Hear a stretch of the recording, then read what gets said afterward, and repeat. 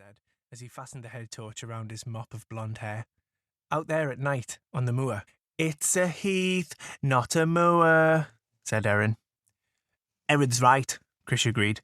Heathland is fairly dry, with heather and gorse, and moorland is wetter, with peaty soil.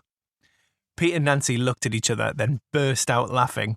What? Krish asked. I googled it. You're such a nerd, Pete said. Krish rolled his eyes and looked back at his phone. The signal's awful out here. They're updating the Mystery Shed tomorrow, and we'll miss the new videos. The Mystery Shed was their favourite website. It was full of videos and stories about weird and bizarre things around the world. Ugh, Erin said. You three and your Mystery Shed. I don't know what you see in that rubbish. It's all made up, you know. No, it isn't, Pete told her. And you won't miss the new videos, Krish, said Nancy. We'll watch them together when we get back. All three of us. But Pete wasn't listening anymore. He was thinking about those buildings he'd seen. And that sign. Chapter 2. Heathland Camp.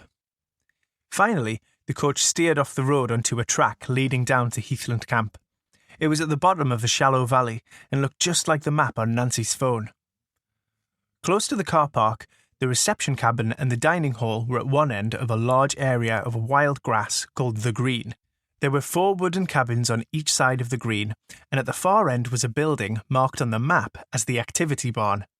Past that was the leap of faith and the high ropes course. The coach came to a halt in the car park and everyone piled out, desperate for fresh air. 2 hours stuck on a coach that smelled like egg sandwiches and year-8 sweat was as much as anyone could take. Some of the kids started running about, which made Miss Barker look as if she might burst. Miss Barker was the games teacher, and she could shout so loudly it made your ears hurt. Year 8! Miss Barker yelled. Form a line! Everyone raced together to line up beside the coach. Mr. Craven, the geography teacher, hung back while 2 muscly young men wearing red fleeces, shorts, and walking boots came out of the reception cabin. Miss Barker narrowed her eyes and looked along the line of kids. There are rules here, she said. And I will not have you embarrassing our school by... One of the young men touched Miss Barker's arm and spoke to her in a low voice. His long hair was tied back and he had a stubbly beard. Miss Barker nodded, then cleared her throat and turned to the children. I'll hand you over to the instructors now, she said. This is Mr. Medlock. The young man beside her smiled and waved to everyone. Call me Lewis. There was a chorus of, Hi, Lewis, from the year 8. And this is Mike, Lewis said, as he pointed to the other camp instructor.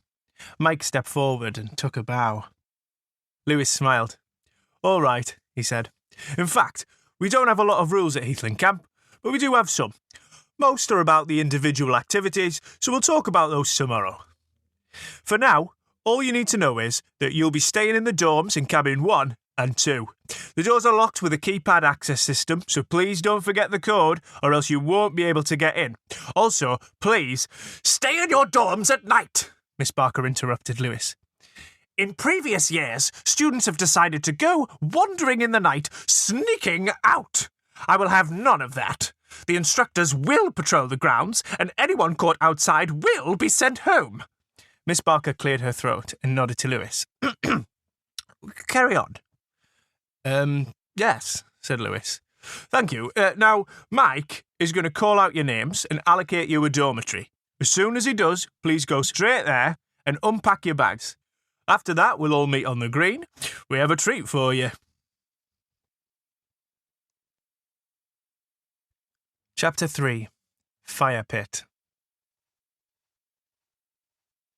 Krish and Pete were in a dorm in cabin 2 with James Holsler and a boy whom everyone called Peanut because he got a peanut stuck in his nose when he was in year 5.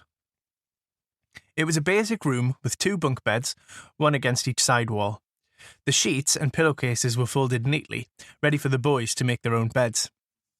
I'll take top bunk, Pete said, as he dumped his backpack on the floor. Fine by me, Krish replied, as he checked his phone for the billionth time. Oh, still no signal. Who cares, said Pete. Come on, let's make...